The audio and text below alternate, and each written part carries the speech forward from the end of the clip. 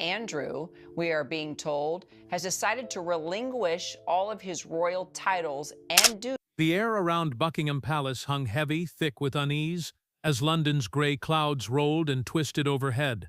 The streets leading to the gates were slick with rain, reflecting the soft glow of the street lamps, while behind the iron barriers, a growing crowd murmured anxiously. Their whispers, tentative at first, soon carried on the wind like an invisible thread connecting everyone waiting, everyone hoping, everyone fearing the truth. For days, the nation had been consumed by a single question, one no one inside the palace dared speak aloud. And then, when the DNA results were finally confirmed, everything changed. The truth that had lingered like a shadow in the palace corridors was no longer rumor. It was a revelation that shook the foundations of Buckingham Palace itself. Silence fell over the courtyard as reporters jostled for position, cameras flashing erratically, capturing the tension that clung to the marble and iron. Inside the grand walls, the royal family braced for a moment that could no longer be postponed, a statement that would rip through centuries of tradition and decorum. It began, as such things often do, with a whisper. Faint, almost imperceptible, it moved like a ghost through the empty halls of the palace, slipping past the guards and the portraits of ancestors who had long watched over the throne. Behind velvet curtains and polished oak doors, someone spoke a name that had not been uttered in years. It was a name that seemed to carry its own weight, a memory and a warning wrapped into a single syllable. The whisper carried a claim too wild to believe, yet too dangerous to ignore. Somewhere, in some hidden corner of London, there existed another child. A child not born of scandal or rumor, but of blood, royal blood. Palace insiders were accustomed to gossip. Every few months, tabloids printed lurid stories of clandestine affairs, secret letters, and the occasional illegitimate heir. The royal press office had become an expert in extinguishing such fires before they could spread, smoothing over scandals with rehearsed statements and quiet negotiations. Yet this time, the whisper persisted. It did not come from the usual sensationalist corners of the media. It came from private circles, the murmur of staff members in hushed tones, offhand remarks at charity events, and telephone conversations that ended abruptly when questions probed too deeply. The tension built slowly, like the first tremors before an earthquake. Then, on a rain-soaked Tuesday morning, the world seemed to hold its breath. A courier arrived at the palace gates, an anonymous figure blending with the drizzle. He carried a simple brown envelope, addressed not to a department, not to an aide, but directly to the private office. No seal, no identifying marks, just a piece of paper folded carefully inside. The contents were at once ordinary and extraordinary. A faded photograph revealed a young woman with piercing blue eyes that seemed to look straight through whoever held it. A lock of light brown hair was tied neatly with a ribbon, fragile and intimate, almost impossible to ignore. Alongside it was a single sheet of paper with 7 words that sent chills down the spine of anyone who read them. "You know who I am." Within the palace, the atmosphere shifted. Staff exchanged uneasy glances. Even the most seasoned aides felt a tremor of fear. The whisper had become a roar, impossible to ignore. Questions multiplied, but answers were scarce. Who was she? How had she come to hold proof of a secret buried for decades? And most unsettling of all, what did she want? As the rain fell steadily against the palace windows, tracing silver lines across the glass, Buckingham Palace itself seemed to hold its breath. The corridors that had once echoed with the laughter and footsteps of royalty now vibrated with anticipation and dread. A secret had returned from the shadows, a secret that would unravel everything.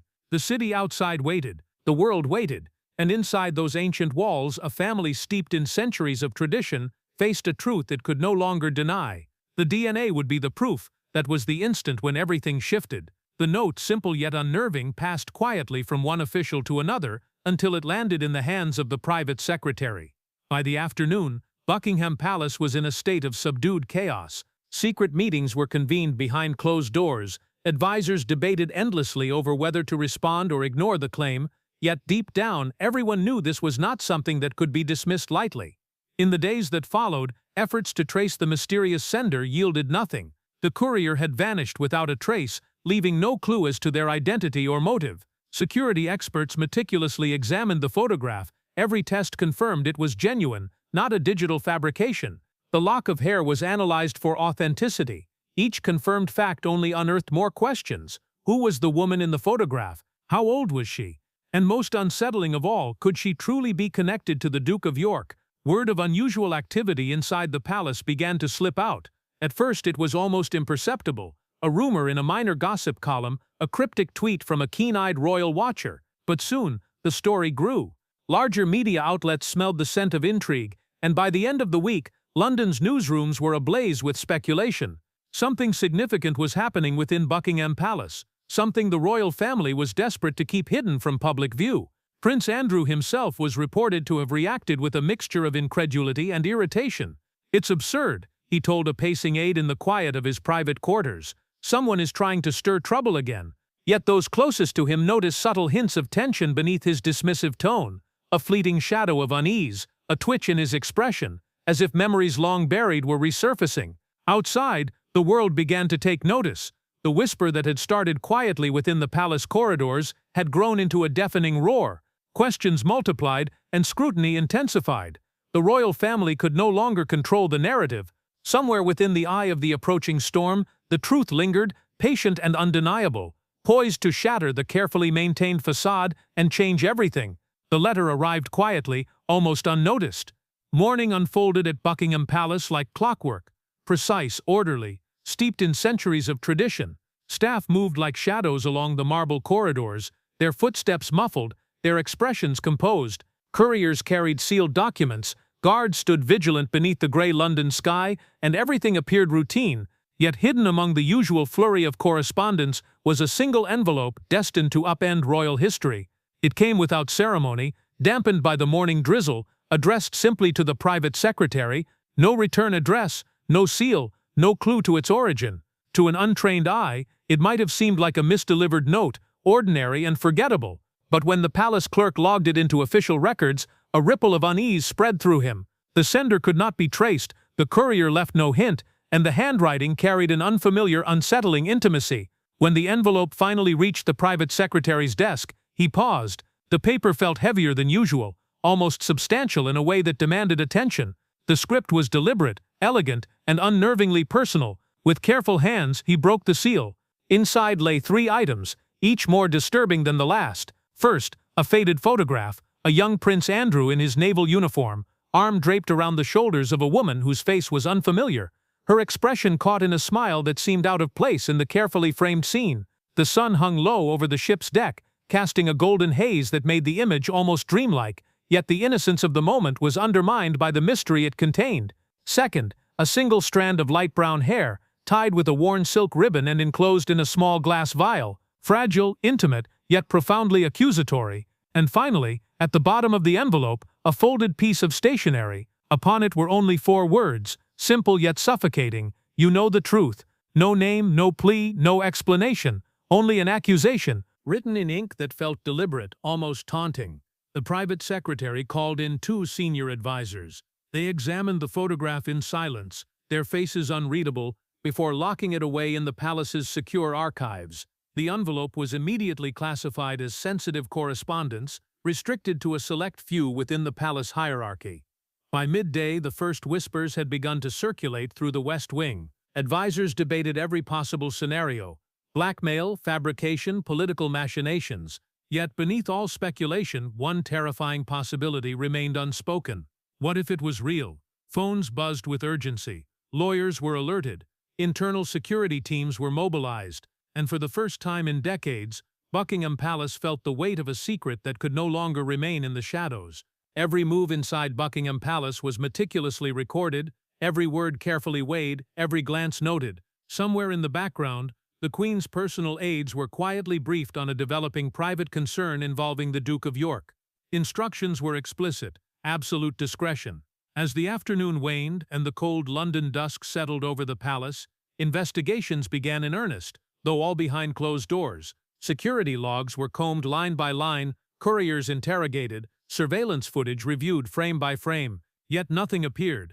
The envelope left no trail, no fingerprints, no hint of origin. It was as though it had emerged from the very shadows that lingered in the palace corridors, invisible and untouchable. Outside, life went on oblivious.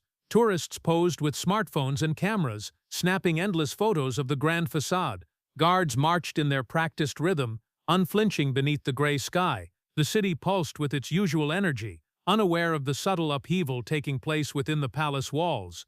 But inside Buckingham Palace, the calm had fractured. That one unremarkable envelope had penetrated the veneer of control, whispering a truth the monarchy could no longer contain. It was the first tremor of a storm that would soon shake the royal household to its very core. Long before the press would fan the flames of controversy, there had been a quieter story, one almost entirely forgotten by time, the story of youth, fleeting affection, and choices made in the shadow of duty.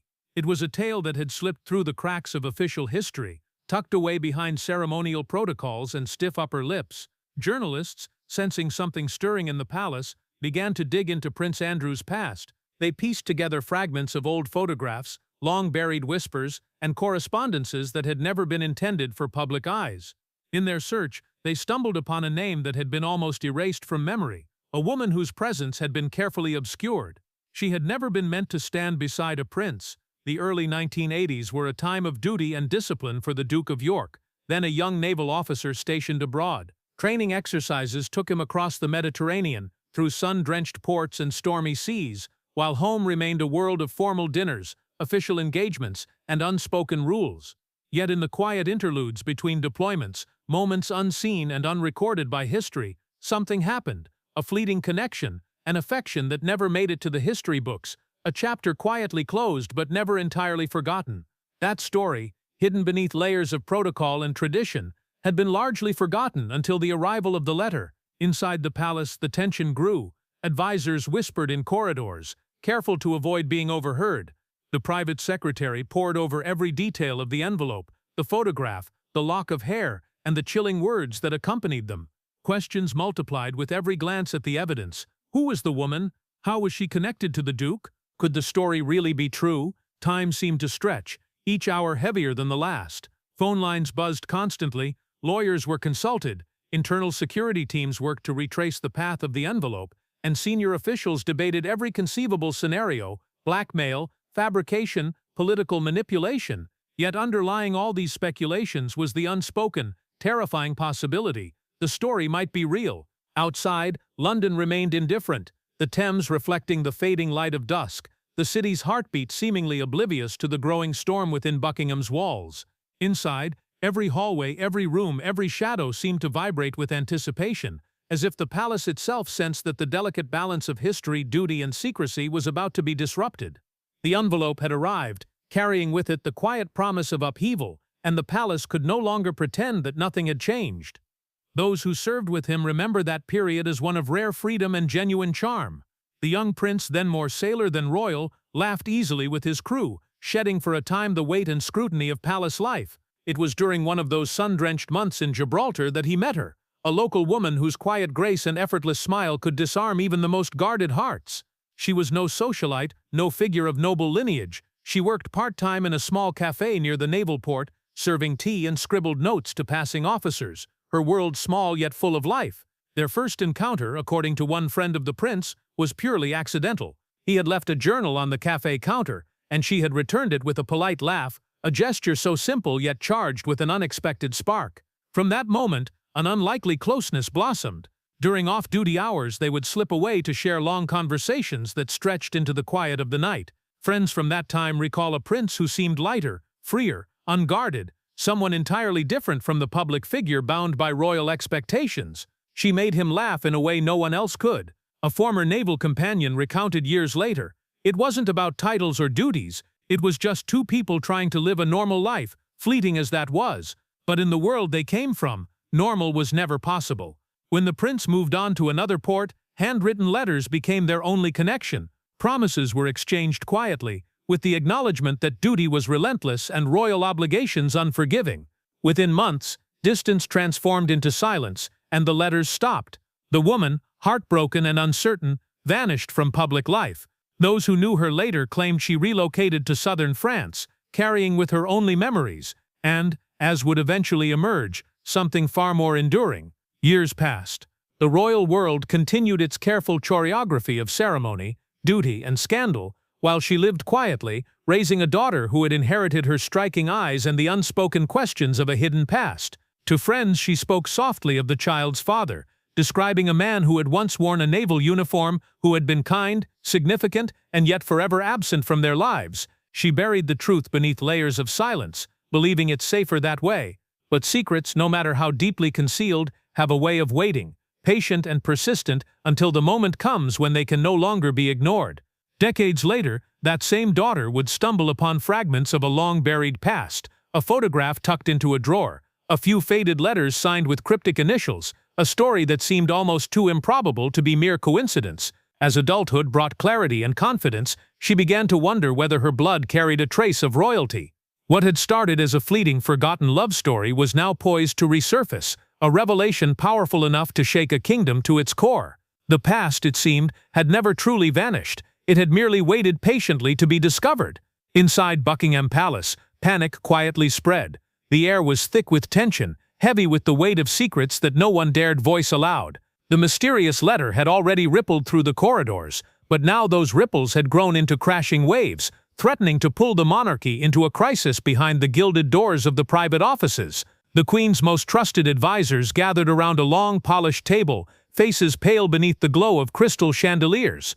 What had begun as a personal matter had now escalated into a full-blown emergency, one that could fracture the royal image beyond repair. Outside, the press circled like predatory birds. Every passing hour brought new rumors. Journalists whispered about DNA tests, hidden truths, and long-suppressed histories, while tabloids raced to craft explosive headlines. Inside, the palace phones rang relentlessly. Public relations officers spoke in urgent, clipped tones, drafting statements that might never see the light of day. Lawyers reviewed confidentiality agreements, once rock-solid, now feeling suddenly fragile. Every word mattered. Every move had to be precise. Prince Andrew withdrew from public view. Once surrounded by staff and visitors, his quarters were now sealed off. His presence had been reduced to shadow and silence. Some aides reported he was furious, dismissing the accusations as fanciful stories spun for attention. Others described him as pale, restless, pacing for hours, trapped by the weight of a past he could neither change nor escape. Inside Buckingham Palace, the walls themselves seemed to hold their breath. The whispers of history, the echoes of forgotten choices, and the unseen letters of love and duty now converged into a storm that could no longer be contained. The kingdom, like the palace itself, teetered on the edge, awaiting the revelation that would forever alter the story of its people. The question loomed over every decision: what if the whispers were true? Advisors debated late into the night, their voices echoing softly through the ornate corridors of Buckingham Palace. One faction argued for transparency, insisting that the palace confront the story before it spun out of control. Better to face the storm than pretend it didn't exist, they said. Others urged caution. A senior aide reminded them that silence had always been the monarchy's most effective shield. Once you open that door, one whispered, his voice tight with urgency, you can never close it again. The argument sharpened, tempers fraying as the weight of the possible truth pressed on every participant. Finally, the Queen's private secretary intervened, his presence calm but authoritative. His decision was unequivocal. Nothing would be said publicly until the royal legal team had completed its review. The palace's official stance would remain steadfast, no comment. Yet even as the staff navigated the minefield of secrecy and strategy, the greatest concern lay with the Queen herself.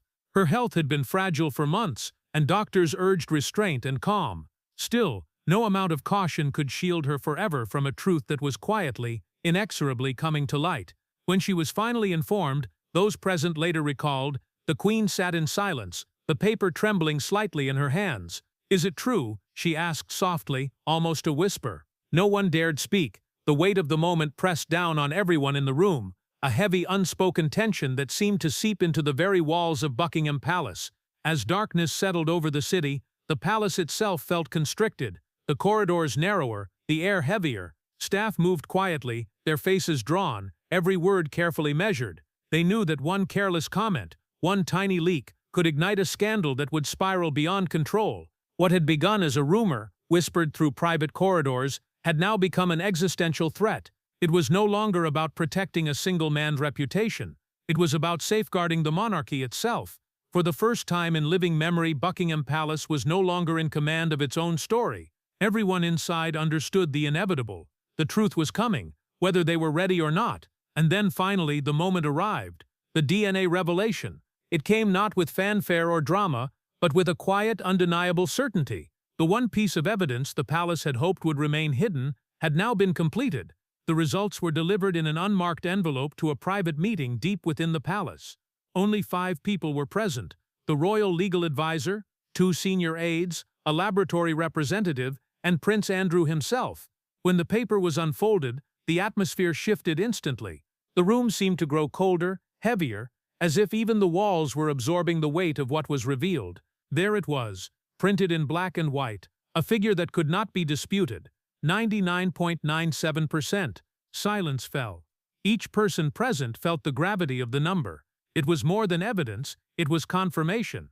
A private truth had now become undeniable reality, and nothing within the palace or the kingdom could ever return to what it had been. With a 99.97% match, there was no room for speculation, no whisper of rumor, no denial that could undo what science had revealed. For a long, heavy moment, the room was silent. Only the faint ticking of the clock above the fireplace punctuated the stillness.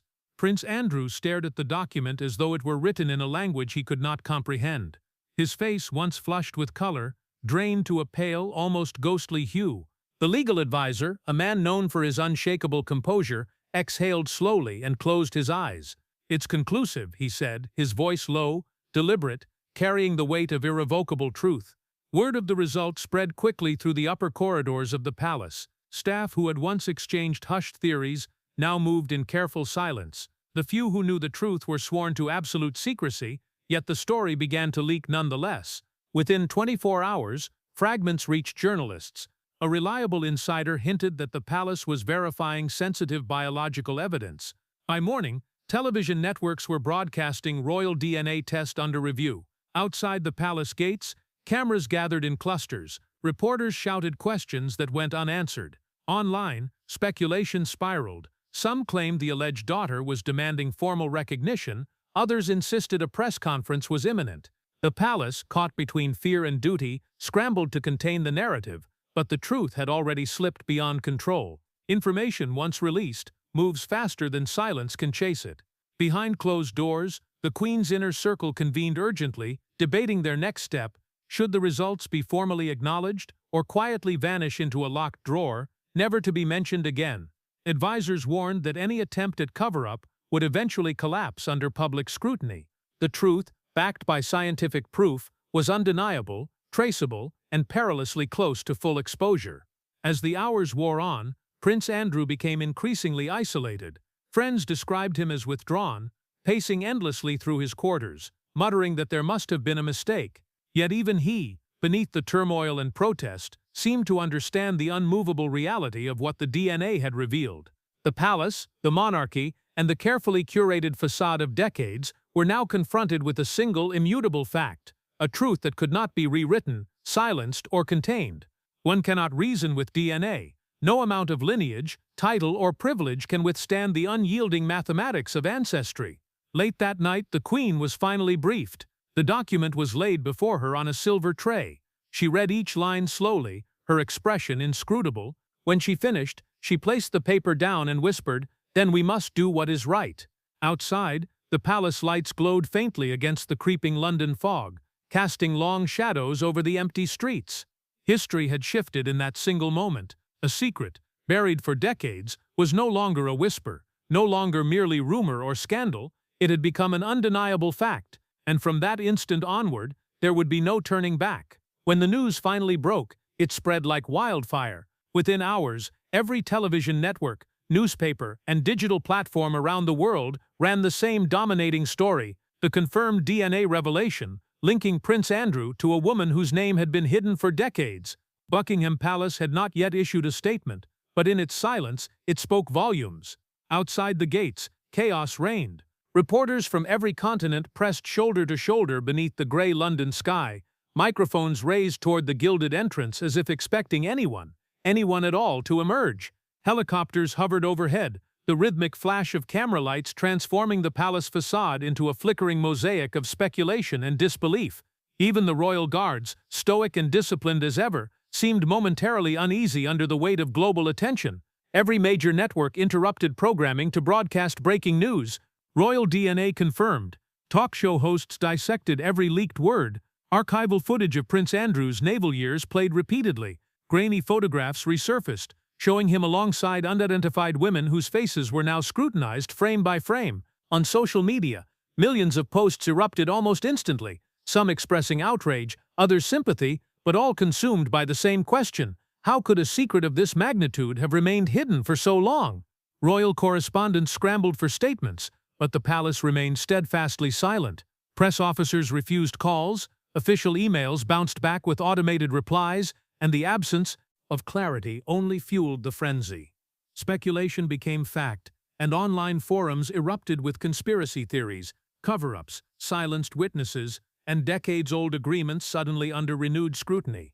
The world was captivated, and Buckingham Palace, once the epicenter of controlled narrative and careful messaging, found itself powerless against the tide of truth it had long kept hidden. Others insisted the Queen had known all along, that she had chosen to protect the institution rather than the truth. Inside newsrooms, editors debated ethics while chasing ratings, each vying for the first exclusive, the definitive proof. Reporters traced the daughter's life story, sifting through school records, speaking with old neighbors, and uncovering forgotten interviews. Within 24 hours, her name was everywhere. She had gone from obscurity to the center of a storm that spared no one. Even Parliament was drawn into the frenzy. Politicians voiced opinions, some arguing that the monarchy needed to modernize and embrace accountability, others defending the family's right to privacy. Public opinion polls reflected the divide. For the first time in decades, trust in the monarchy had sharply declined. The institution that had once seemed untouchable was now trembling under scrutiny. Across coffee shops, living rooms, and pubs, the same question echoed repeatedly: if they could hide this, what else had they concealed? Generations who had grown up revering the crown now questioned the very foundation of its authority. The revelation was no longer just about a child or a test result. It had become a symbol of the delicate balance between tradition and truth in a world that no longer bowed to silence. As night fell over London, the palace lights glimmered faintly behind drawn curtains, while reporters lingered outside, unwilling to leave their posts. Within those walls, advisors argued in hushed tones, phones rang unanswered, and every hour stretched with the weight of expectation.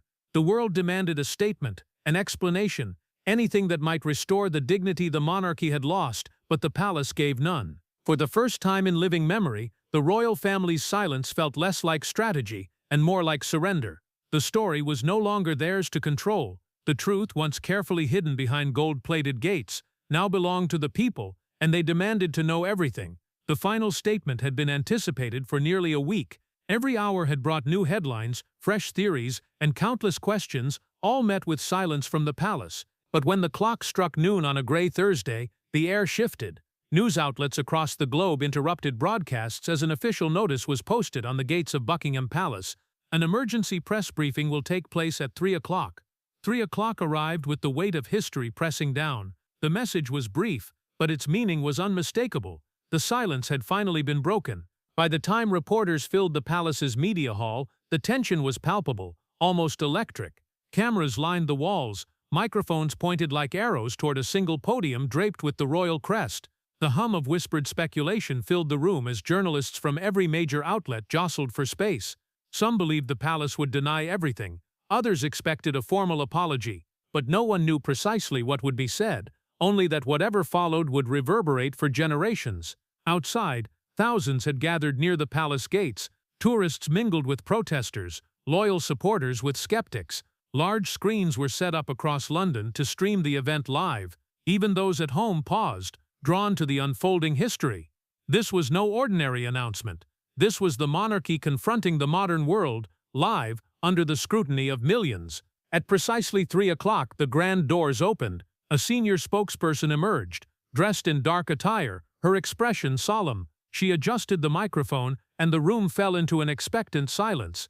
Every lens zoomed, every eye focused, every breath held. Her voice trembled slightly as she began. After thorough review and consultation with independent experts, the royal household confirms that recent DNA findings are accurate. These results establish a biological connection between His Royal Highness, Prince Andrew, Duke of York, and the individual previously identified in recent reports.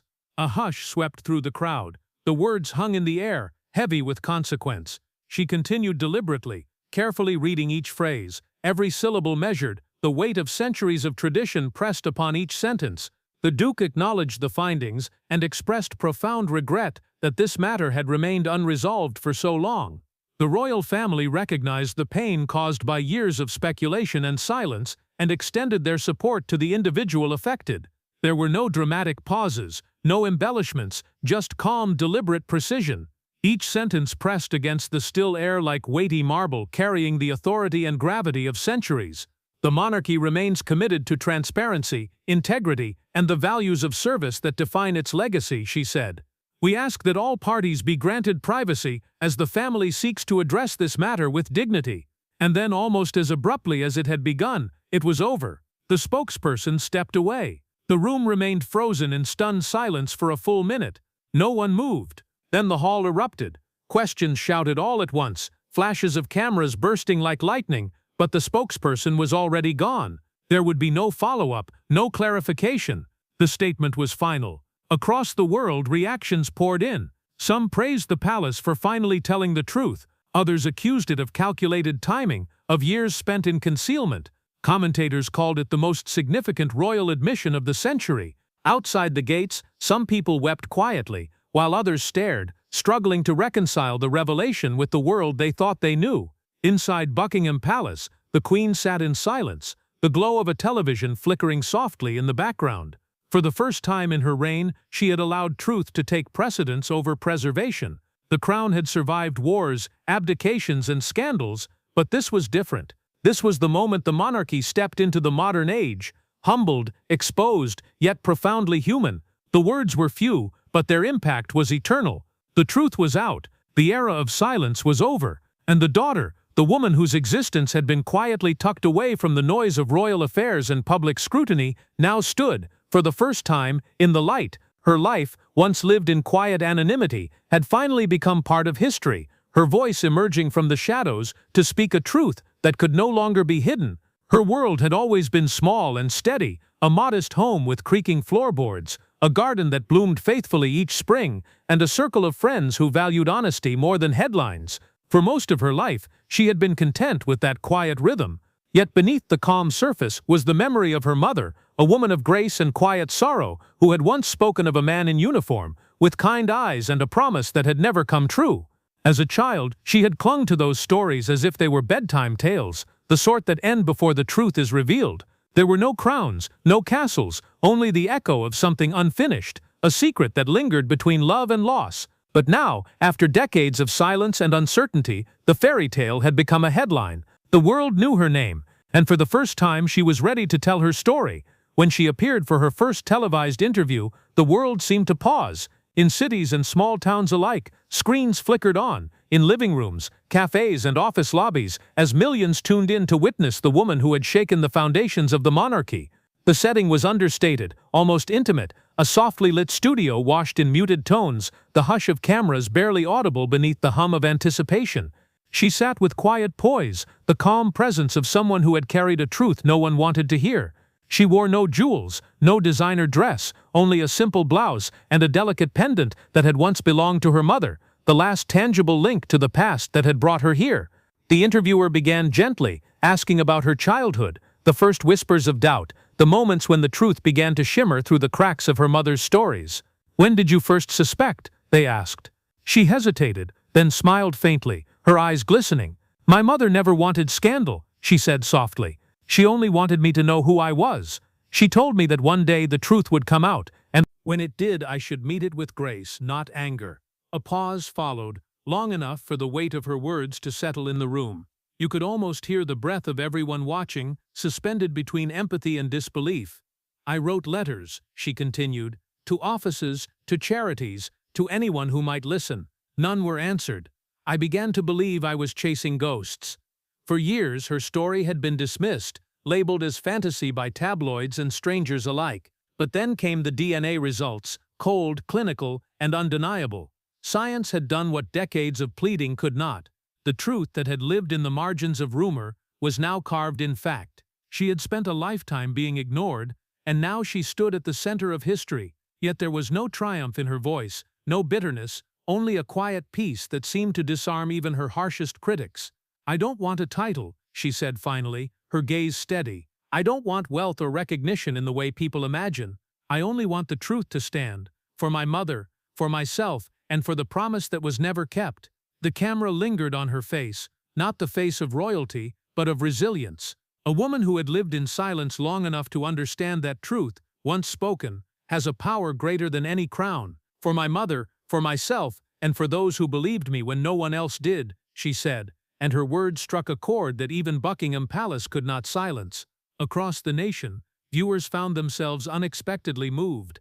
Her composure disarmed cynics. Her humility softened a public long hardened by royal scandals. For a fleeting moment, she was not a headline, not a controversy. She was simply a daughter speaking from the heart about loss, identity, and the quiet ache of being unseen.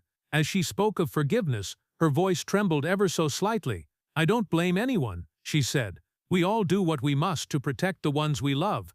But the truth has its own timing, and when it arrives, it sets everyone free." When the interview ended, the host offered a soft thanks, and she returned a small, genuine smile, one that seemed to lift the weight of decades from her shoulders.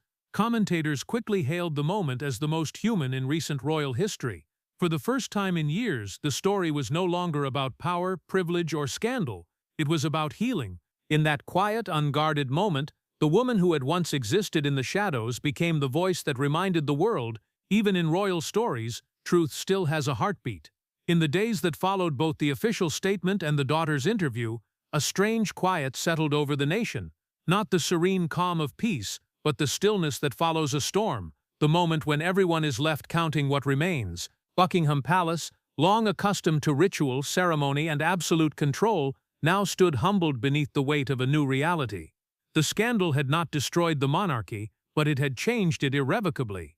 History had shifted, subtly yet profoundly. The crown remained, but the age of silence was over. The monarchy had been forced to meet truth head-on, and in doing so, it had become in some ways more human, more accountable, and more enduring than before. The world had witnessed a reckoning, painful, unavoidable, yet ultimately transformative, and in the quiet aftermath, even tradition seemed to breathe differently, shaped forever by a daughter's courage and a truth that refused to be hidden. Inside the palace walls, the atmosphere had shifted. Meetings once governed by strict protocol and polished civility now carried an undercurrent of unease. Advisors spoke in measured tones, choosing words with surgical care. Whispers of reform and modernization began to circulate among senior courtiers. For the first time in generations, the notion of royal accountability was not a taboo. It had become a necessity. The Queen's decision to confront the truth rather than hide it had divided opinion, even within her own family. Some praised her courage, calling it an act of grace and moral clarity, a reaffirmation of her legacy as a monarch who served above self. Others saw it as dangerous, arguing that the moment the crown bowed to public scrutiny, its mystery, its power, and its aura of inviolability began to erode. Yet in the quiet of her private study, the Queen reportedly told an aide, it was never about image, it was about doing what is right, before God and history. Though never spoken publicly, those words came to define the spirit of the moment. In the weeks that followed, quiet reforms began to take shape. The palace introduced new protocols for verifying claims of lineage, a process known internally as heritage verification. Historians and advisors combed through old archives, ensuring that no future revelation could shake the throne as abruptly. Legal teams drafted policies governing transparency and documentation, a subtle acknowledgement that even the world's oldest monarchy could no longer rely on secrecy as its shield. Public reaction was contemplative and varied. Some viewed the royal admission as proof that even centuries-old institutions could evolve in the face of truth. Others believed it had forever fractured the illusion of the royal family's perfection. Late-night commentators debated whether this was the monarchy's moment of reckoning or the beginning of its slow unraveling. Yet across the nation, a single sentiment united many: respect for the truth and a reluctant admiration for a monarch who had dared to face it. The daughter at the center of the storm retreated from public view, declining interviews and avoiding the glare of media attention. She was seen only once, leaving flowers at the gates of Buckingham Palace, a quiet gesture that touched millions. Photographs of that moment, her small figure beneath the iron gates, became an enduring symbol of a chapter the monarchy could never forget. As night fell, the palace lights glimmered softly against the dark London sky. The royal crest still gleamed above the gates, but it no longer symbolized untouchable perfection.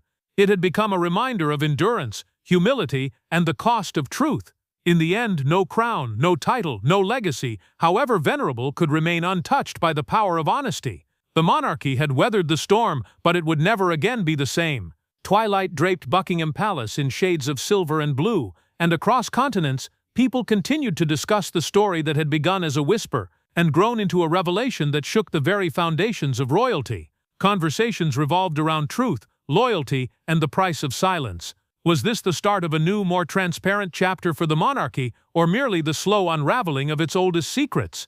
One thing was certain: history had been altered forever. And yet, as with every ending, a beginning waits in the wings.